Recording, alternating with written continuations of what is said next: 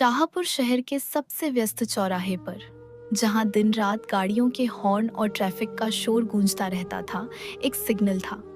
हर सुबह यहाँ एक अनोखा मंजर देखने को मिलता। एसपी आयशा खान, जिन्हें सब एसपी बीबी के नाम से जानते थे, अपनी चमचमाती काली स्कॉर्पियो से उतरती और सिग्नल के किनारे बैठे एक फकीर को कुछ रुपए देती। ये उनकी रोज की आदत थी, जैसे कोई रस्म जो उनके दिन का हिस्सा बन चुकी थी। फकीर, जिसका चेहरा धूल मिट्टी से सना था और जिसके कपड़े फटे पुराने थे, सिर्फ सिर झुकाकर शुक्रिया अदा करता। उसकी आंखों में एक गहरी उदासी थी जो शायद आयशा को छू जाती थी। वो उसे देखकर हल्का सा मुस्कुराती, फिर अपनी गाड़ी में बैठकर थाने की तरफ निकल जाती। आयशा एक तेज तर्रार, निडर और ईमानदार पुलिस अफसर थी। उनकी जिंदगी में 2 साल पहले एक बड़ा हादसा हुआ था। उनके शौहर जैन मलिक, जो एक मशहूर ताजिर थे, एक रहस्यमयी कार हादसे में मारे गए थे। उस हादसे ने आयशा को अंदर से तोड़ दिया था। उनका दिल जैसे खाली हो गया था, मगर उन्होंने अपने गम को काम में डुबो लिया। थाने में उनकी सख्ती और इंसाफ के लिए जज्बा मशहूर था। फिर भी हर सुबह इस फकीर को खैरात देना उनके लिए एक अजीब सी राहत का सबब बन गया था। शायद उस फकीर की उदास आंखों में कुछ ऐसा था जो उन्हें जैन की याद दिलाता था, या शायद वो बस अपने दिल के खालीपन को भरने की कोशिश थी। एक दिन जब बारिश की हल्की फुहारें पड़ रही थीं और आसमान पर काले बादल छाए थे, आयशा ने हमेशा की तरह फकीर को रुपये दिए। मगर उस दिन फकीर ने कुछ ऐसा कहा कि आयशा के कदम ठिठक गए। उसने धीमी, कर्कश आवाज में कहा, बीबी, आप मुझसे निकाह कर लें। आयशा ने उसकी तरफ देखा, जैसे ये सुनिश्चित करना चाहती हो कि वो मजाक कर रहा है या पागल हो गया है। हल्के से हंसकर बोली, तुम भी ना कुछ भी बोलते हो, ये लो और रुपए, जाओ कुछ खा लो। मगर फकीर ने रुपये न लिए। उसने बस आयशा को गहरी रहस्यमयी नजरों से देखा और चुपचाप सिर झुका लिया। उसकी आंखों में एक अजीब सी गहराई थी जो आयशा को परेशान कर गई। उस दिन वो थाने तो पहुंची, मगर उनका दिमाग उसी बात पर अटक गया। फकीर की बात ने उनके दिल में एक अजीब सा तूफान उठा दिया था। उसकी आंखों में कुछ ऐसा था जो बार बार जैन की याद दिला रहा था। रात को घर लौटते वक्त उन्होंने सोचा, शायद मैं ज्यादा सोच रही हूँ, ये बस एक फकीर है और कुछ नहीं। अगले दिन आयशा ने फिर फकीर को रुपए देने की कोशिश की, मगर उसने इनकार कर दिया। उसने कहा, बीबी, मैं आपके लिए कुछ कर सकता हूँ, मुझे एक मौका दीजिए। आयशा को गुस्सा आया। सख्त लहजे में बोली, देखो, मैं तुम्हारी मदद करती हूँ, इसका मतलब ये नहीं कि तुम कुछ भी बोलोगे। अपनी हद में रहो। मगर फकीर ने हार न मानी। उसने कहा, बीबी, आपको लगता है मैं पागल हूँ, मगर मेरी बात सुनिए। मैं आपके लिए कुछ ऐसा कर सकता हूँ जो कोई और नहीं कर सकता। आयशा को उसकी बातों में एक अजीब सा यकीन नजर आया। वो एक पल के लिए रुकी, फिर बोली, ठीक है, बताओ, तुम क्या कर सकते हो? फकीर ने धीमी आवाज में कहा, कल रात मैंने सिग्नल के पास एक गोदाम में कुछ लोगों को हथियारों के साथ देखा। वो कुछ बड़ा प्लान बना रहे हैं। उसने गोदाम की जगह और कुछ लोगों के हुलिये का जिक्र किया। आयशा को हंसी आई। एक फकीर और जुर्म की खबर, ये बात उनके गले नहीं उतर रही थी, मगर उनकी पुलिस वाली फितरत ने उन्हें रोका। उन्होंने कहा, अच्छा बताओ, क्या खबर है? आयशा ने उसकी बात को हल्के में लिया, मगर फिर भी अपने जूनियर अफसर इंस्पेक्टर नासिर को उस जगह की तफ्तीश के लिए भेजा। अगले दिन पुलिस ने छापा मारा और वहां से गैरकानूनी हथियारों का एक बड़ा जखीरा बरामद हुआ। आयशा हैरान थी, एक फकीर ने इतनी सटीक खबर कैसे दी? उनके दिमाग में सवालों का तूफान उठने लगा। अगले दिन आयशा सिग्नल पर पहुंची और फकीर से पूछा, तुमने ये खबर कैसे दी? तुम हकीकत में हो कौन? फकीर ने हल्के से मुस्कुराकर कहा, बीबी, मैं वही हूं जो दिखता हूं, मगर ये शाहपुर मुझे आपसे बेहतर मालूम है। उसकी बातों में एक राज था, जैसे वो कुछ छुपा रहा हो। आयशा ने उसे गौर से देखा, मगर उसकी आंखों में सिर्फ एक गहरी उदासी थी। अगले कुछ हफ्तों में फकीर ने आयशा को कई छोटे बड़े जुर्मों की खबरें दी। कभी किसी डकैती की साजिश, कभी किसी गैरकानूनी सौदे की बात, और हर बार उसकी खबर सही निकली। आयशा अब उसे सिर्फ एक फकीर नहीं मानती थी, उन्हें यकीन हो गया था कि इस शख्स के पीछे कोई बड़ा राज है, मगर वो ये भी जानती थी कि जल्दबाजी में सवाल करना ठीक नहीं होगा। वक्त के साथ आयशा और फकीर के बीच एक अजीब सा रिश्ता बन गया। आयशा अब उससे रुपए नहीं देती थी, बल्कि उससे बातें करती थी। वो सिग्नल पर बैठकर चाय के कुल्हड़ साझा करते और फकीर की बातें सुनकर आयशा को अजीब सी राहत मिलती। मगर कभी कभार फकीर ऐसी बातें करता जो आयशा को जैन की याद दिला देता। एक दिन उसने कहा, बीबी, आपको याद है, आप कहती थीं कि बारिश में चाय पीने का मजा ही अलग है। आयशा चौंक गई। ये बात उन्होंने सिर्फ जैन से कही थी, और वो भी तब जब वो दोनों अपनी शादी के शुरुआती दिनों में एक बारिश की शाम को घर की छत पर बैठे थे।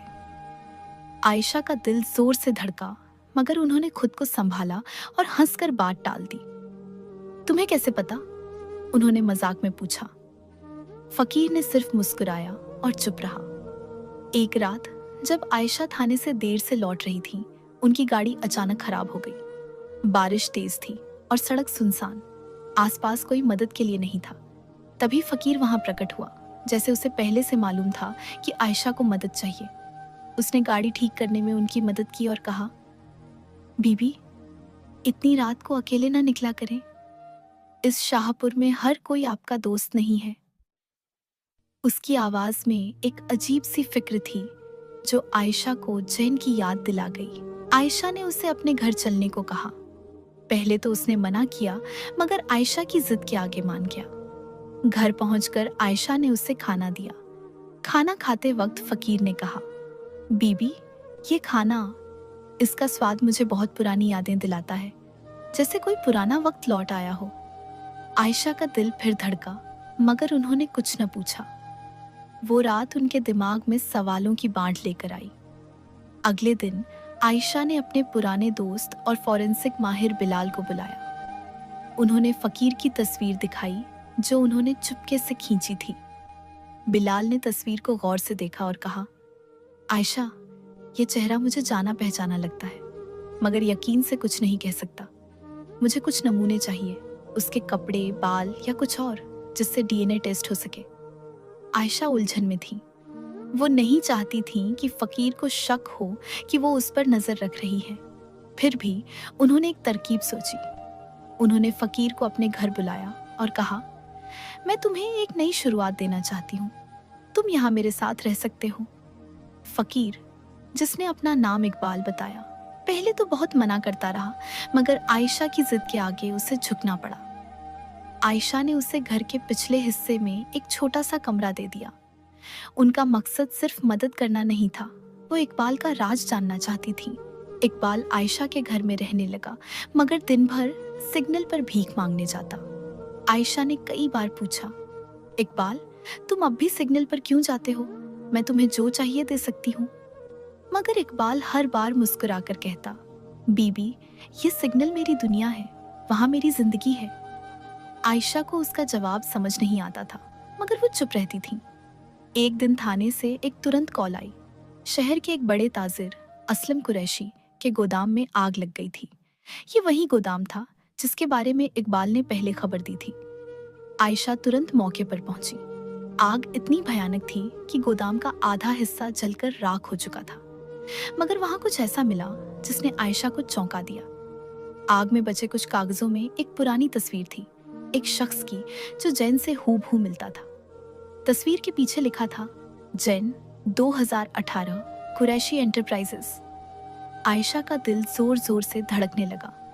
क्या ये वाकई जैन था? मगर ये कैसे मुमकिन था? जैन की मौत तो कार हादसे में हुई थी। पुलिस ने उसकी लाश की शिनाख्त की थी। फिर ये तस्वीर यहाँ कैसे? और असलम कुरैशी का इससे क्या ताल्लुक हो सकता था? उस रात आयशा सो न सकी। उनका दिमाग सवालों से घिरा था। क्या जैन वाकई जिंदा है या ये कोई साजिश है? अगले दिन उन्होंने इकबाल से इस बारे में बात करने का फैसला किया, मगर वो सिग्नल पर नहीं था। आयशा ने उसे ढूंढने की कोशिश की, मगर वो जैसे हवा में गायब हो गया था। आयशा को फिक्र होने लगी, क्या इकबाल को कुछ हो गया? क्या उसने कुछ ऐसा देख लिया था जिसकी वजह से उसे छिपना पड़ा? शाम को जब आयशा घर लौटी, इकबाल उनके घर के बाहर बैठा था। उसका चेहरा थका हारा था और कपड़े गंदे। आयशा ने पूछा, इकबाल तुम कहाँ थे? मैं तुम्हें ढूंढ रही थी। इकबाल ने धीमी आवाज में कहा, बीबी मुझे कुछ काम था, आप फिक्र न करें। आयशा ने तस्वीर के बारे में पूछने का इरादा किया मगर फिर रुक गई। फिर बोली, इकबाल तुम असलम कुरैशी को जानते हो? इकबाल ने एक पल के लिए आयशा की आंखों में देखा, फिर नजरें झुका ली। बीबी इस शाहपुर में कौन किसे नहीं जानता, वो बड़ा आदमी है। उसके अंदाज में कुछ ऐसा था जो आयशा को और शक में डाल गया। अगले कुछ दिनों में आयशा ने गोदाम की आग की तफ्तीश शुरू की। उन्हें पता चला कि ये आग कोई हादसा नहीं थी, किसी ने जानबूझकर लगाई थी। सबूत एक रहस्यमयी शख्स की तरफ इशारा कर रहे थे जो रात को गोदाम में देखा गया था। आयशा ने अपने भरोसेमंद इंस्पेक्टर फारूक को इकबाल पर नजर रखने को कहा। फारूक ने बताया कि इकबाल हर रात चौराहे के पास एक पुराने खंडहर में जाता है जहां कुछ लोगों से मिलता है। आयशा ने खुद उस खंडहर का दौरा किया। वहां कुछ पुराने कागज मिले जिनमें कुरैशी एंटरप्राइजेस के गैरकानूनी सौदों का जिक्र था। मगर सबसे चौंकाने वाली चीज एक पुराना पत्र था जिसमें जैन का नाम था। जैन, तुम्हें सच छुपाना होगा, कुरैशी तुम्हें कभी माफ नहीं करेगा। आयशा का दिमाग सुन्न हो गया। क्या जैन वाकई जिंदा है या ये किसी और साजिश का हिस्सा है? आयशा ने फैसला किया कि अब वो असलम कुरैशी से आमने सामने बात करेंगी, मगर उससे पहले उन्हें इकबाल से सच उगलवाना था। उसी रात आयशा ने इकबाल को घर बुलाया।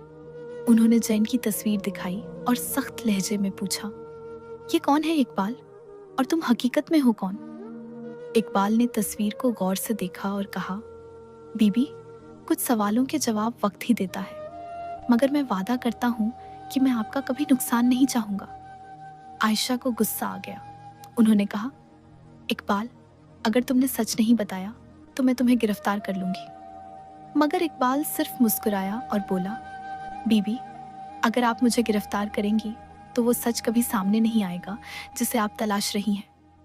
उसी रात इकबाल ने एक और अहम खबर दी।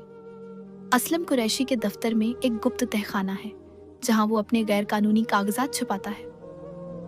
आयशा ने फौरन अपनी टीम को तैयार किया और छापा मारा। तहखाने में कई अहम सबूत मिले, गैर कानूनी सौदों के कागज, हथियारों की डील के दस्तावेज और कुछ पुरानी तस्वीरें। छापे के बाद असलम कुरैशी को गिरफ्तार कर लिया गया, मगर आयशा का दिल अब भी उलझन में डूबा था। उनके दिमाग में एक ही सवाल था, इकबाल कौन है? आयशा ने अपने फॉरेंसिक दोस्त बिलाल को इकबाल का डीएनए टेस्ट करने के लिए कुछ नमूने दिए। उसके कपड़े, एक गिलास जिसे उसने इस्तेमाल किया था। बिलाल ने कहा कि नतीजे आने में 2 दिन लगेंगे। इस बीच आयशा को एक अनजान नंबर से फोन आया। दूसरी तरफ एक भारी सख्त आवाज थी, एसपी बीबी आप बहुत होशियार हैं, मगर सच के करीब जाने की कीमत चुकानी पड़ती है। इकबाल को छोड़ दो वरना तुम्हारी जान खतरे में है। कॉल कट गई। आयशा ने तुरंत अपनी टीम को अलर्ट किया और उस नंबर को ट्रेस करने का हुक्म दिया। ट्रेसिंग से पता चला कि कॉल एक पुराने गोदाम से की गई थी जो कुरैशी की कंपनी के नाम रजिस्टर्ड था। आयशा को यकीन हो गया कि इकबाल कोई आम फकीर नहीं है, मगर वो ये भी जानती थी कि अब पीछे हटना मुमकिन नहीं। उनका दिल और दिमाग इकबाल के राज में उलझ चुके थे। हर रात वो सोचती, इकबाल आखिर कौन है? उसकी बातों में, उसके अंदाज में वो क्या है जो मुझे बार बार जैन की याद दिलाता है? मगर उन्हें अंदाजा था कि इकबाल का सच इतनी आसानी से सामने नहीं आएगा। इकबाल जो अब आयशा के घर में रहता था, पहले से भी ज्यादा रहस्यमयी हो गया था। वो दिन में चौराहे पर जाता, लोगों से भीख मांगता और रात को चुपचाप लौट आता।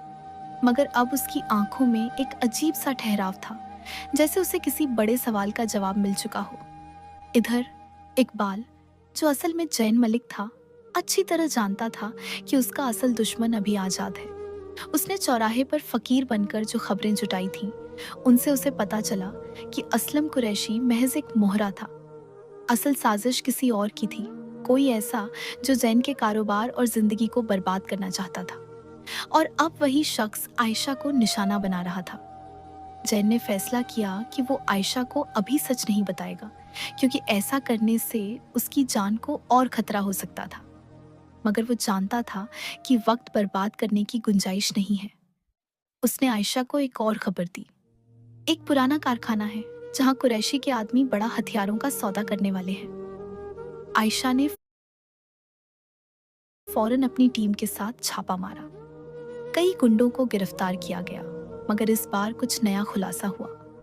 एक गुंडे ने बताया कि इस सौदे का असल सरगना कोई बड़ा आदमी है जो कभी सामने नहीं आता, मगर उसे इकबाल के बारे में सब पता है। आयशा ये सुनकर चौंक गई। क्या इकबाल वाकई खतरे में है, या वो खुद इस साजिश का हिस्सा है?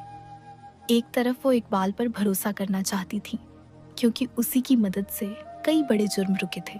दूसरी तरफ उसका बार बार गायब होना और रहस्यमयी रवैया शक पैदा कर रहा था। आयशा ने बिलाल को फोन किया और पूछा, डीएनए रिपोर्ट कब तक आएगी? बिलाल ने जवाब दिया, नतीजे 2 दिन में आ जाएंगे। आयशा ने सोचा, शायद यही रिपोर्ट इकबाल की हकीकत का पर्दाफाश करेगी। उसी रात जब आयशा घर लौटी, इकबाल वहां नहीं था। मेज पर एक छोटा सा नोट पड़ा था।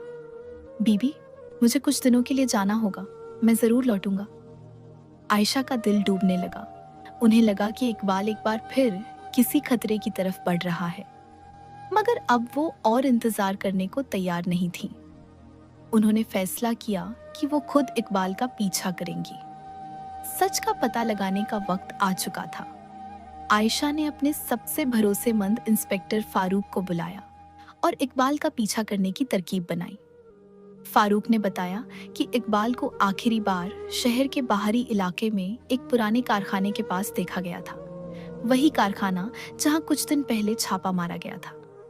आयशा ने अपनी टीम तैयार की, मगर इस बार वो अकेले जाना चाहती थी। उन्हें लगा कि अब इकबाल से आमने सामने बात करना ही आखिरी रास्ता है। उन्होंने अपनी सर्विस रिवॉल्वर चेक की, फोन में ट्रैकर ऑन किया और कार में बैठकर कारखाने की तरफ रवाना हो गई। रात का अंधेरा और सन्नाटा कारखाने को और डरावना बना रहा था। बारिश की बूंदें अभी भी हल्के हल्के गिर रही थीं और हवा में एक अजीब सी खामोशी थी।